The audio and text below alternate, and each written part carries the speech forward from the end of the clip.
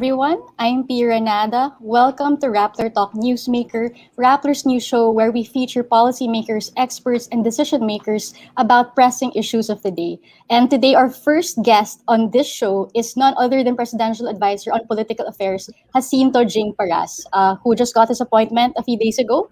Welcome, Jing. Yeah, hi. Good morning, Pia, and of course, all the staff of Rappler. Magandang umaga po sa inyo lahat, and I'm so glad to be your guest today. Glad to have you on the show, sir. Siguro we can start. The big issue that we want to talk to you about is the Pulse Asia survey, which was released just a few days ago, and it was all about the 2022 elections. We saw President Rodrigo Duterte placing first among presidential, vice presidential bets, and his daughter Sara Duterte placing first also among presidential contenders. So, siguro before we go into that, though, I'd like also to know more about your current role, diba? You were just appointed presidential advisor on political affairs a year before elections. So could you tell us a little bit about that? Why did the president think of appointing you into this post at this point in time? Siguro, twin brother ako ng Pangulo kasi Jing Paras has always been a controversial figure. Yeah, I've been into this. They say member ako nung Gang of Five. I stole cell phones. I expose corruption in government and so on and so forth. So maybe the office of the presidential advisor on political affairs is someone probably that is a fighter that will prevail on his thoughts over others. And I think basically it's the trust and confidence bestowed upon me by the president. We were colleagues in the House of Representatives when the president once upon a time became a member of the House. We have been good friends. We had some camaraderie then. So he knows me, and I think that is one the very reason why he places trust and confidence. And being also a political person, I've been a member of the House for 3 terms. I've been in government. I was chairman of the PNOC. I've been with. I've been a mayor. So all the ingredients of politics probably is already in my blood, and I've been in and outs of political circle. I've been one of the founders of Lakas in New City, and so on and so forth. So, the most important thing about my job is liaisoning with constituencies, with political parties, non-government organization, and maybe the president thought that I may be able to give unity to the with the executive and these people, no, these organizations, political parties, because it's important that the president is able to communicate his programs to all the sectors of this country. So yun po siguro, Pia, ang reason na napupusuan. I've been undersecretary also. Controversial, medyo daw nagkaaway-away kami ni Secretary Bello, but they don't realize that we're best of friends since then. Also in other things, no. So maybe the president was observant that I deserve this position. Sir, Jing, you mentioned that your job also entails liaising with different groups, different sectors, political parties you mentioned. So it brings to mind 2022, di ba? Kasi syempre your appointment comes a year, less than a year before election. So is there any relation, your appointment to the election? Wala naman. I don't think the president is even, although of course there are questions raised to him about the elections, about sino yung gusto niyang papalit sa kanya. Pero I don't think basically that's the purpose of my my appointment. The real purpose is still to follow up and connect with people his programs of government. It is not political to approach these political parties, but it's more of imparting to them, even in the shortest time na lang na nandyan ang ating Pangulo, para po mapapairal pa rin yung gusto niyang progress sa ating bansa, no? The president has always thought about uh, improving our economic lives even in the time of pandemic, and so on and so forth. So there are various laws that had just been passed which address our economic problems under the pandemic, the Bayanihan 1, the Bayanihan 2, the guide. Marami pong mga economic bills that has been passed already, PIA. So siguro, myself coming from PLLO, which is a passive office just pushing bills, ito naman yung political affairs is imparting to the people what these laws being passed means to them. Hindi lang yung bill itself, but the substance of those bills, which was passed into law, will mean something to our people, especially the ones that are poverty-stricken, the lowly income people, the middle class, and so on and so forth. Ano mang meaning nitong mga batas na pinapasa ng mga priority bills ng ating Pangulo, yun po talaga ang siguro ang purpose in liaisoning with them. So the marching orders of the president to you now are, given that 1 year na lang siya, di ba? So I'm suspecting your position has to do with that. What are his marching orders for you? Well, just focus on what was mandated in the executive order. Remember, the creation of the political advisor, the presidential advisor for political affairs, was an issuance by the former president, Gloria Macapagal Arroyo.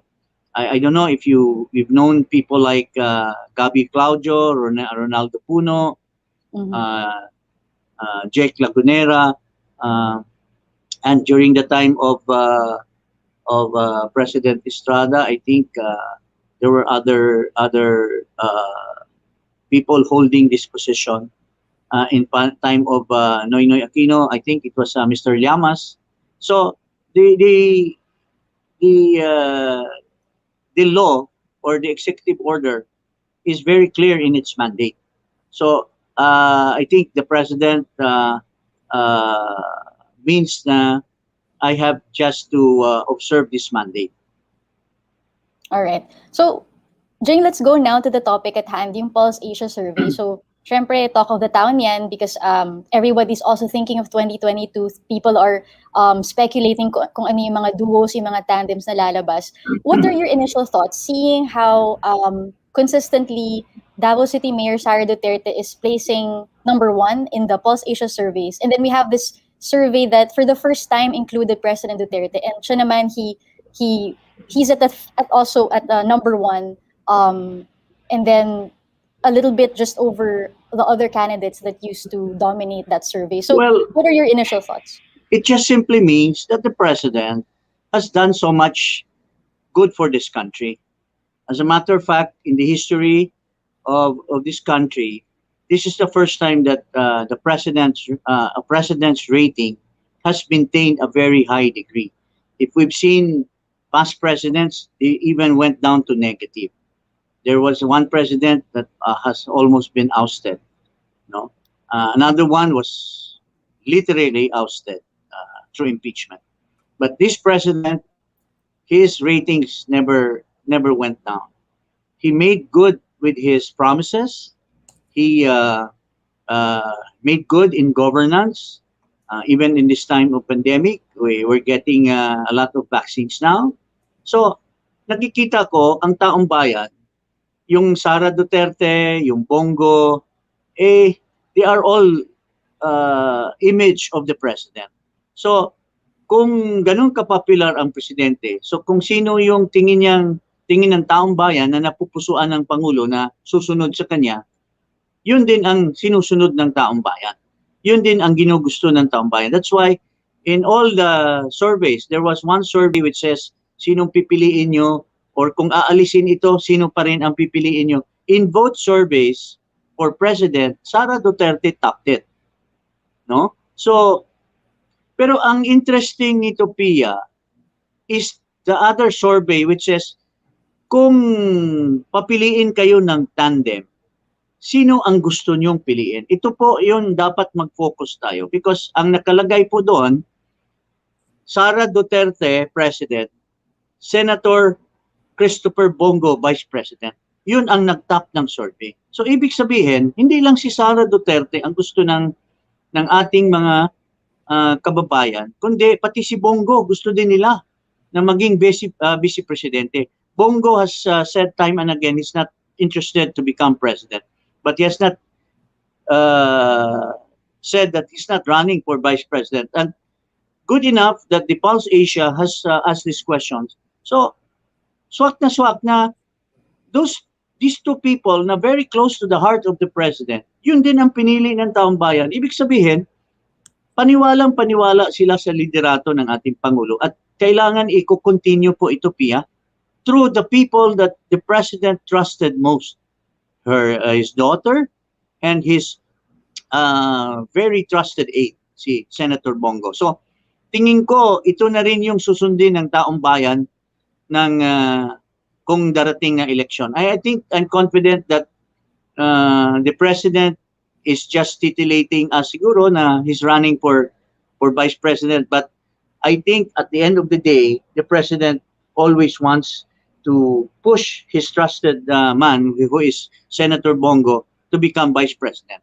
And of course his daughter, who has been really chosen and loved by Filipino people, si Sara Duterte, na very competent, a brilliant lawyer, a very experienced local executive as mayor of Davao City, a very strong-willed woman, a very, very,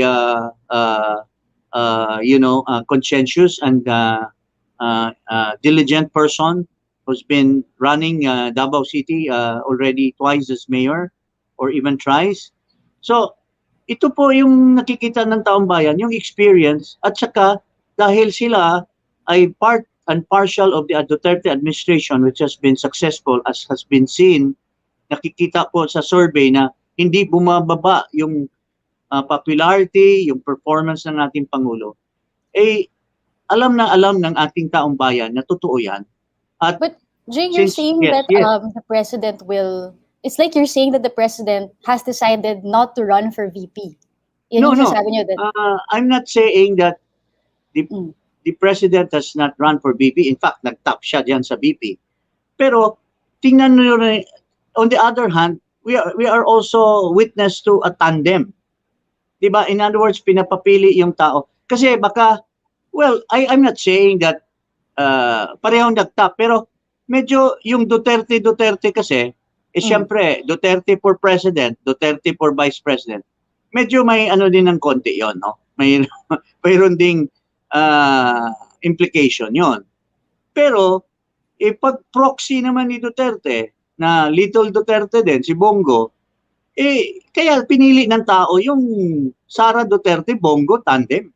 Can you elaborate, sir, on the implication? Sabi niyo may implication yung Duterte tandem that people might not like. Ganun ba yun? Well, the implication is that it's never been done in the country. This will be the first time. So people will say, although the president is doing well, I think the president, kung siya na talagang piliin ng partido na siyang hindi ino-nominate yung iba, then I think at the end of the day, pero may mga I don't know if Mayor Sara would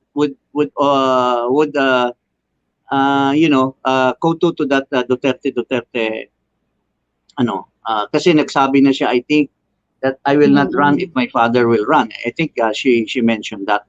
Mm-hmm. So maybe to avoid any complication, uh, maybe, no. But of course, a Duterte vice presidency will be hands down.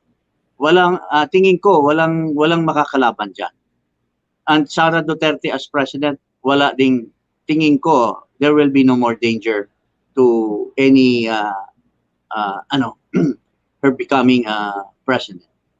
You know, Now, Jay, yun lang. earlier you mentioned the Bongo Sara tandem, no? And then you were saying na meron kang sinasite na data that they're a preferred tandem. But that's belied by the fact that in Pulse Asia, Bongo is consistently gaining only single-digit voter preference ratings, mga 3%, 5% for both positions. So, given this, no, that the president has said hindi siya tatakbo for VP unless yung mananalong presidential bet ay alay niya. So if, for example, you're saying that Bongo would be the possible presidential contender that the president will support, how will the president factor in the fact, Vice presidential maybe. hindi, Although presidential si the Bongo kasi hindi president pa rin. mentioned it in one occasion that Mm, Bongo might also be considered as one of the presidential bet. I think mm. that's what the president also recently said. But Oh, pero kasi yung numbers niya uh, aren't so good right now eh. How will ano that po? factor, yung numbers ni Bongo, they're not so good right now. How will that factor in, how will Duterte, the president factor that in when he decides who to support in 2022? Well, alam mo, normally mayroon tayong kasabihan na ang nagdadala ng bola ay ang main candidate, no? Even in time and time again so sinasabi natin pag nagkakampanya ang ang isang presidente para sa senatorial ticket, malamang nananalo yung kanyang sinusuportahan. So it goes without saying that yung endorsement ng isang tao na napaka-popular, no? Napaka-popular, posible na he will be able to carry. So if Sara is so popular and libawa, may maraming nag-aspire, Bongbong Marcos maybe can be vice president. Uh, Even Isko Moreno might decide to be vice president. And remember, Isko Moreno, uh, pero basically kasi Pia, the issue here is una muna, saan manggagaling ang kandidato? Doon sa isang partido. So una muna, i-exhaust muna ng isang partido kung sino yung pwede nilang hugutin doon sa partido nila, di ba? Before they consider outsider. So in that sense, if the president is the chairman of PDP-Laban, so siguro manggagaling muna sa PDP-Laban. And in one meeting of the PDP-Laban, the president even considered Bongo to be a possible presidential candidate. So if he is a presidential candidate, there is no reason why he could not be a vice presidential candidate. But these are all my own conjectures. This is not, well, hindi po hinuhugot ito somewhere, no. You're asking me my personal view on the matter, and based on the survey, this is how I feel. Kasi nakita ko kaagad kasi hindi yung individual but yung tandem, because the presidential and vice presidential election always comes in two, the president and the vice president. In fact, in the United States, they really made this into a law, yung black voting.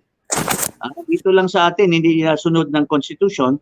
But sa US, kung sino yung, in fact, Biden was also carried by Kamala Harris was also. So they're carrying each other. So this the tandem, like for instance yung second, yung Dumagoso and saka Vice President si Grace po, it's also high.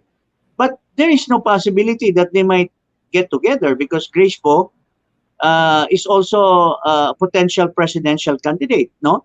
So we really don't know yet. But ako lang, in my personal view, kung i-unite namin yung mga Duterte supporters, the best talaga is, para sa akin, is to unite also the potential candidates into one uh, one ano one one group or one candidacy, so to speak. Of course, this will boil down to the president. Ang may last say naman nito is ang pinaka-boss natin, ang ating pangulo, who is a very uh, wily politician, a very astute politician who at the end of the day knows what's best for the Filipino people.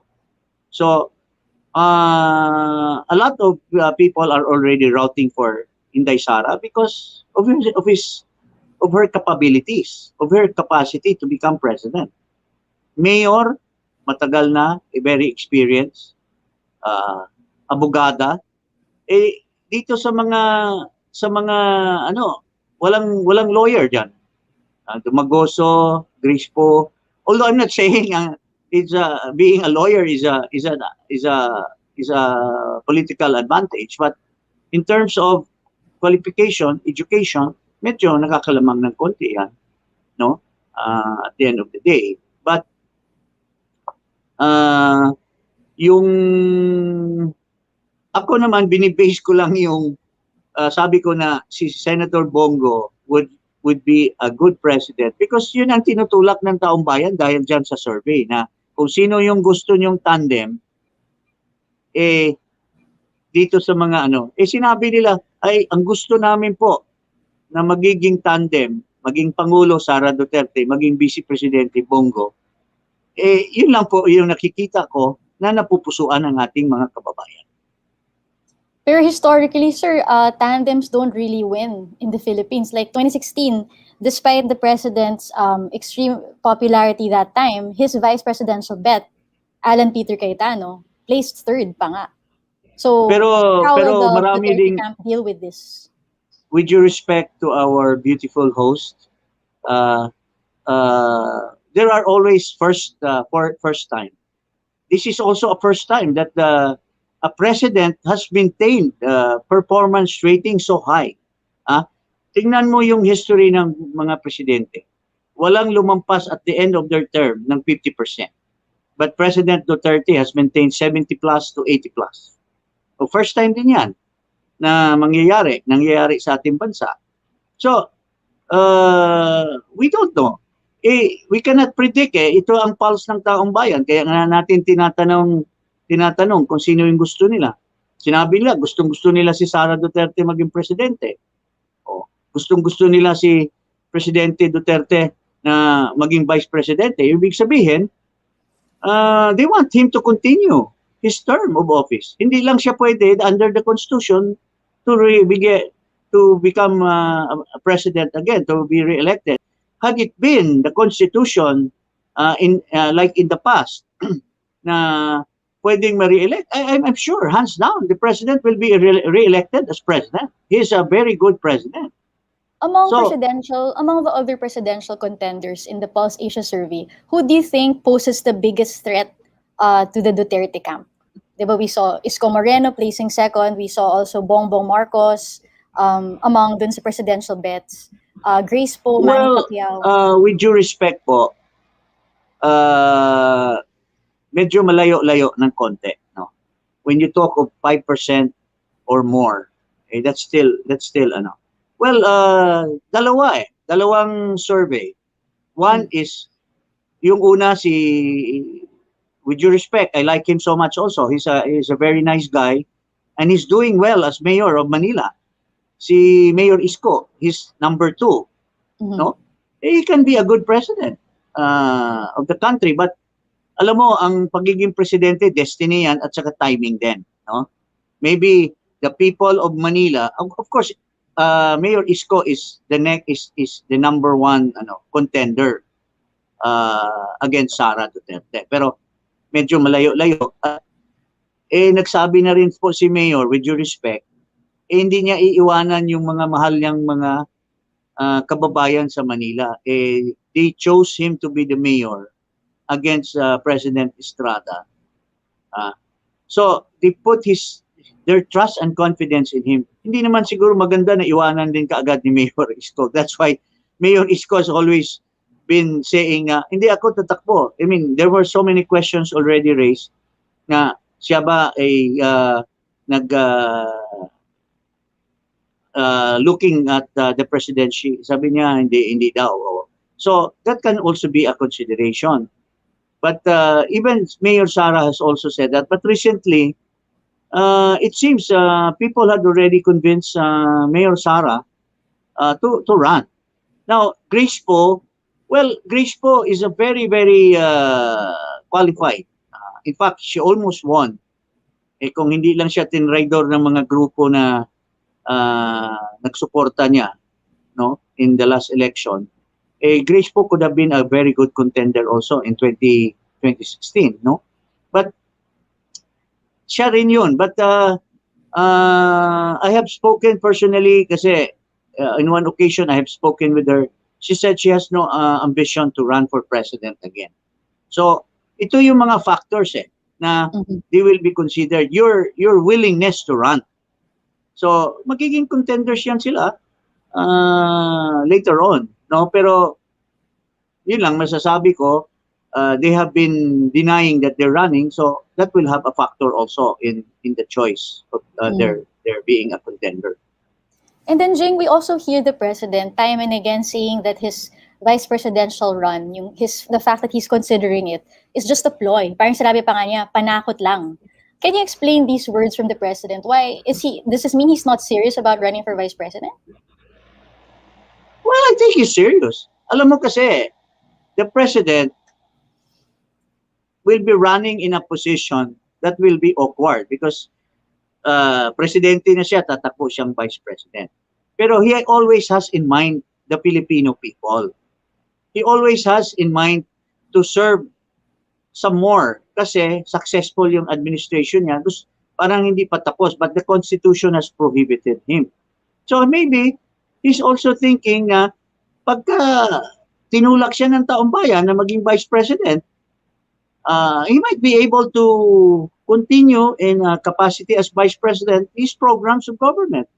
So he is ambivalent about it. He's ambivalent. But any candidate for that matter, in fact, if you look at President Duterte, when he was asked to run for president, he was a very reluctant candidate. In fact, sa last hour na siya. Pero sinong nagtulak sa kanya, Pia? It's the people. At the end of the day, it's the people. And in this Pulse Asia survey, people are talking. They say, Sara Duterte ang gusto nila. Digong Duterte for vice president. Pero sa tandem naman, puro related ng ating Pangulo. Sara, anak. Bongo, very close aide. So, Duterte rin yun It's a Digong Duterte image. So, do you think the president would be willing to run as the VP of his daughter? Well, that I cannot comment on that because that is their own that is their own decision. Kasi although it's been commented by several sectors, but at the end of the day, kung ang bottom line, kung anong gusto ng ating taong bayan. Kasi in the Philippines kasi nagiging practice na rin 'yan, not in this national election for president and vice president. Even in the Senate, mayroong mother daughter, mayroong magkapatid. So even in the local government, governor, mayroong governor, vice governor, asawa or anak. Sa mga mayors, ang dami. Tatay, nanay, vice mayor, anak, first councilor, isang anak, second councilor. And don't you think this is something that should change in our political system? The fact that puro dynasties yung ating political system? Well, Pia, there has been so much attempt. Even when I was still in Congress, ilan ng anti-dynasty bill.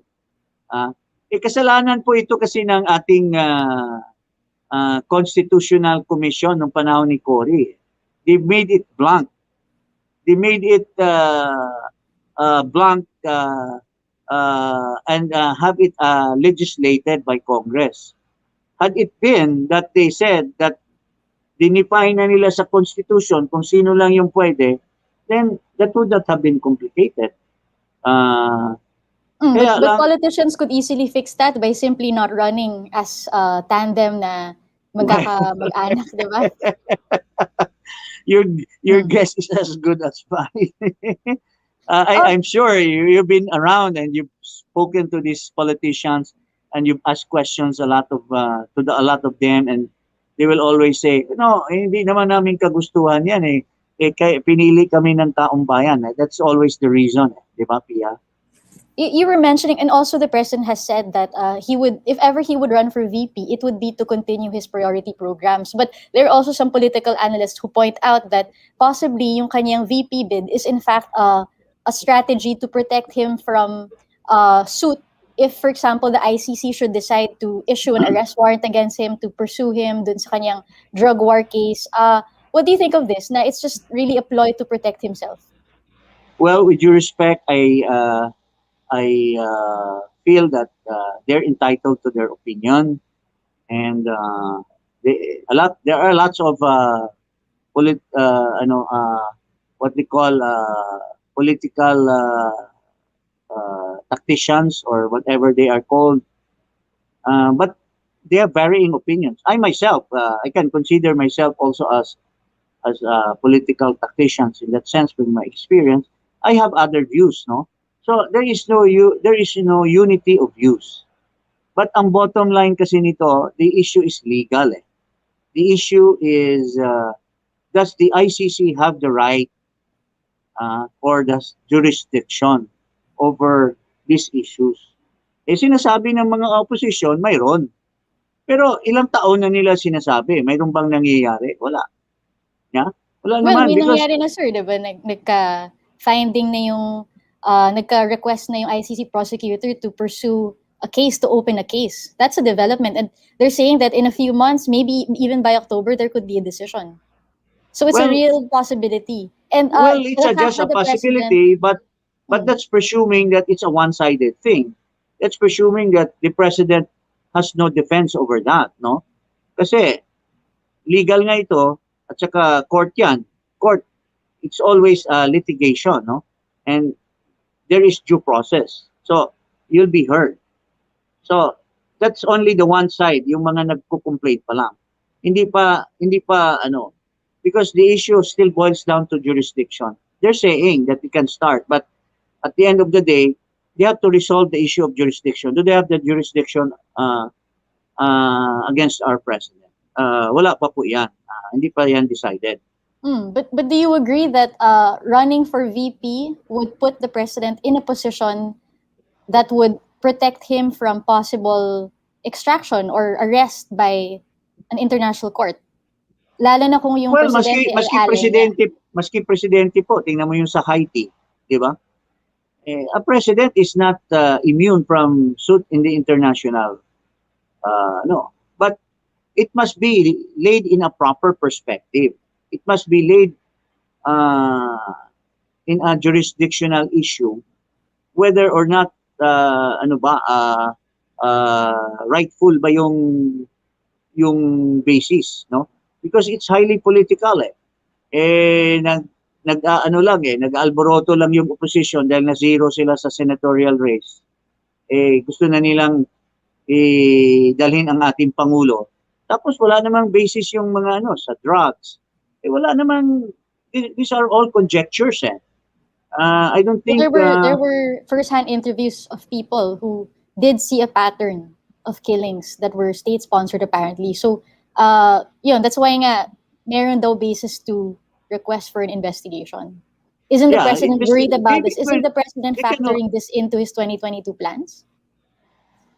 Well, it can always be a factor because at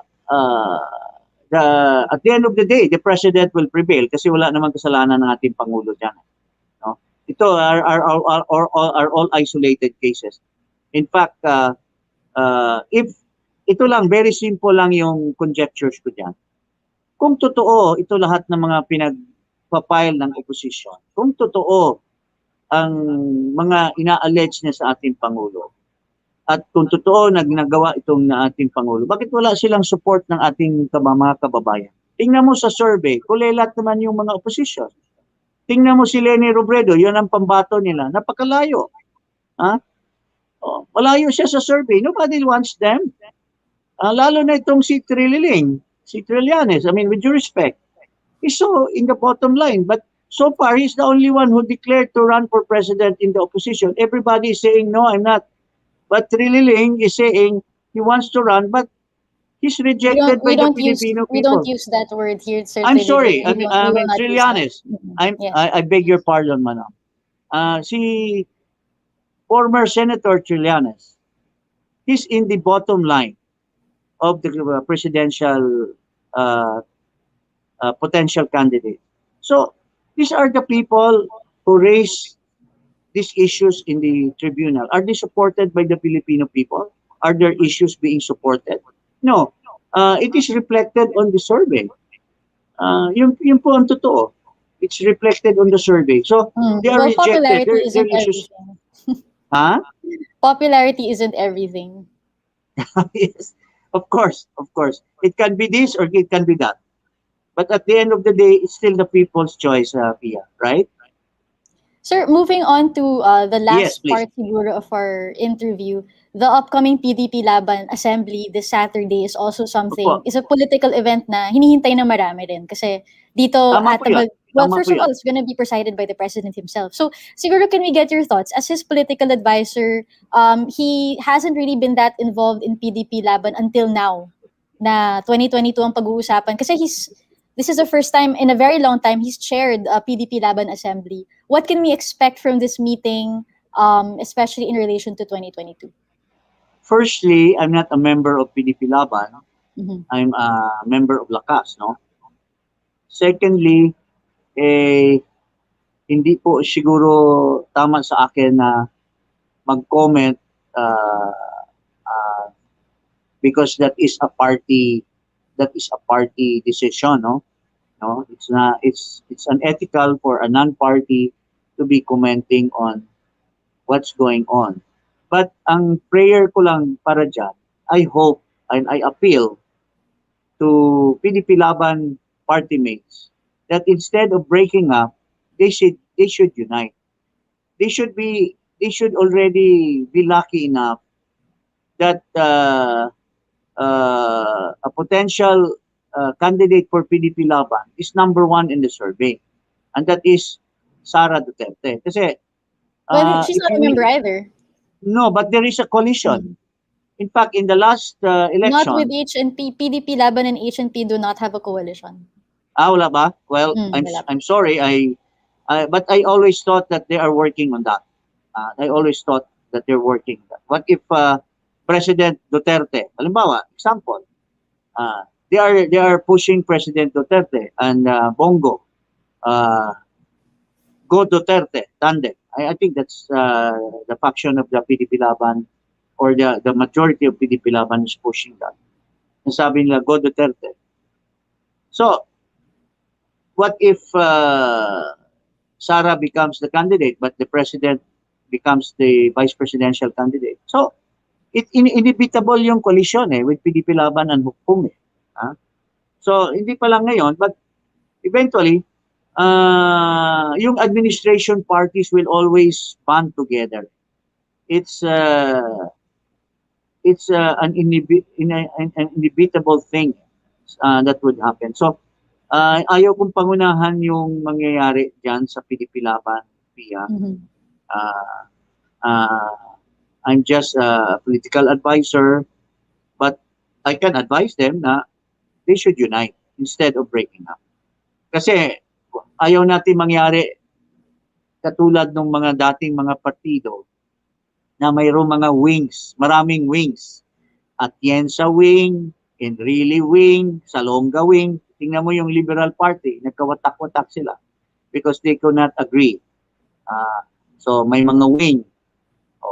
So we should not have a PDP Laban wing 1, wing 2, no? Mm-hmm.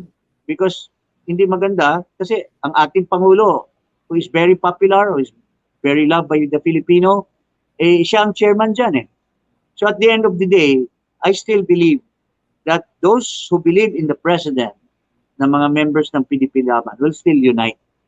So yung mga minority will just be uh, ousted, or I don't know, will be convinced, or will be uh, egged to join the mainstream. Yun po ang nakikita ko dyan. But at the end of the day also, I don't think maaga pa naman na magkaroon ng unity ang partido na yan. May efforts ba of coming from the president to unify these factions? Because so far he hasn't met with the other side, sina Senator Coco, sina Senator Pacquiao. Of course, we know that Senator Pacquiao is in the US right now, but is he making any effort to unify it without having to resort to ousting or expulsion? I think the president, being an astute leader, I might say that he may not be directly, exposing himself by doing that, but of course there are people under him, believes in his leadership, that are doing this. There are probably already uh, internal unity intent, no, that is being done. May mga magagaling naman ng mga tao na who can pacify these issues, who can pacify these factions, and unite under, especially now that this survey has come out. It's very revealing that ang ating Pangulo pa rin ang tinitingala ng ating mga kababayan, at ang ating mga political party members na ally sa ating Pangulo. Yun pa rin po lahat. But what do you say, Jing, to the fact that dun sa Pulse Asia survey, hindi ganun ka-dominant si Presidente Duterte among the VP if you compare it to the dominance we saw in Sara among other presidential bets? And for example, sa Mindanao, 35% si Presidente, but si Manny Pacquiao got 14%. So even if they're far apart, I mean, we're surprised that the president only got 35% in Mindanao. I mean, what do you have to say about that? Well, nothing to do with the performance and the popularity of the president, and the people's belief in his very good governance. Naninibago lang siguro sila na isang presidente nagiging kandidato for vice president. So nabigla lang. I think the people are still digesting that. So hindi kaagad nare-reflect yung opinion ng ating mga kababayan tungkol dyan sa issue na kung magiging vice presidente ba ang isang dating Pangulo ng Pilipinas. So I cannot say na it's a factor of rejection or popularity, or na medyo mababa yung rating ni Presidente compared to Sara. It may be the ambivalence of people. Siguro na, naninibago kami kasi di namin akalain na tatakbo si Presidente na Vice President. But later on, when these are threshed out and the issues are being thoroughly discussed, and they believe na hindi namin kayang iwanan ang ating Pangulo. Gusto pa namin siya, maski Vice Presidente na lang. I'm sure that that will zoom up if he decides to run for Vice President. All right. And last question, Jing. We have only 1 year left to the administration. You have this new role that you're currently grappling with, diba? How to proceed with your role as presidential advisor. What can we see from the president in the remaining months of his term, and how are you going to contribute to that? Well, as I said earlier, liaisoning with people for the purpose of letting them know na ito yung programa ng ating Pangulo. So, I will try to help push the remaining bills, priority bills of the president. Even I'm no longer with PLLO, but I think that's also included in my mandate in the executive order to oversee that. Can you name those bills, Jing? Can you name them? Well, we have the priority CTRP4, the DOFIL, the Public Service Act, the Foreign Investments Act, and the retail trade uh, Pro-economic. amendment. Oo. Ito yung mga ano, then may mga controversial pa diyan yung National Land Use Plan. Mhm. Isa pa yung what the president wanted was the Boracay regulatory bill, Mhm. no? So marami pang tapos yung ano, the creation of the disease control at saka Yeah. yung Health Reserve Act. Ito po ay binubuno pa natin. Uh, Unfortunately, uh, this has been lagging in the Senate sa plenary, but some senators are very helpful, and I thank Senator Grace Poe, Senator Gatchalian, Senator Amy Marcos for pushing this. Of course, Senator Pimentel for the retail trade, and it seems that they're still going to talk to Senator Pia for the CTRP4. So, ito po lahat, kailangan ko po, pag naipasa ito, kailangan po natin ma-impart natin ito sa ating mga kababayan. Maintindihan po nila itong mga batas na ito. Ito po yung tatrabahuin ko po bilang political advisor, is to to let the people know that the president is serious in uplifting the lives of the Filipino people. Unfortunate lang, Pia, that we have been suffering from this pandemic. But with the help of uh, the president's resolve na talagang ipaparating natin yung vaccine sa bawat isang mamamayan, ay according to to Secretary Duque, baka magkaroon na tayo ng herd immunity sometime in January of 2022. So we're hoping for that. And ang masasabi ko lang po, Pia, as my parting words, huwag tayo masyadong kampante na nabaksina tayo, mag-ingat pa rin tayo, no? Kasi ang masama kasi diyan, hindi immune tayo sa infection. Immune tayo na magkaroon ng severe and hindi tayo will suffer from death. But we can be a carrier still even if we're vaccinated. So, mag-ingat po tayo. We still wear our mask. We still wear our face shield. And of course, the basic protocols. Hindi tayo kampante na nabaksina tayo, okay na po tayo. So, yun po, Pia, I thank you so much for giving me this opportunity. I hope all this, what I've said, is just my views, no? They don't reflect, bago lang po ako, wala pa akong marching orders, but I just have to speak kasi ito po nakikita ko na ang bottom line talaga nito, itong mataas na survey ay dahil mahal na mahal ng taong bayan ng ating Pangulo. Dahil hindi lang dahil sa kanyang persona, dahil ang dami niya pong nagagawa na kabutihan sa ating bansa. So marami pong salamat. Magandang umaga po sa inyo lahat. God bless our country and thank you, Pia Granaga, our very beauteous host for today. Thank you, Jing, for joining the show, and we wish you the best of luck as you try to accomplish your goals and as presidential advisor in political affairs. And we'll be closely You too, watching, Pia. You lalo na too. yung 2022 developments. Siyempre, lahat tayo excited dyan. Yeah. I mean, sa Let's next keep in stage. touch, ha? Let's keep in touch, ha? Okay? And So thank you for watching you'll get Rappler the Talk first-hand Newsmaker. information from me. Sige. Okay. Thank you so much. Thank you, Jing. To Good our luck. viewers, thank you for watching Rappler Talk Newsmaker. Again, we were speaking with Presidential Advisor on Political Affairs, Jing Paras, and we were talking about the 2022 plans of the President. Again, I'm Pierre Nada. Thanks for watching.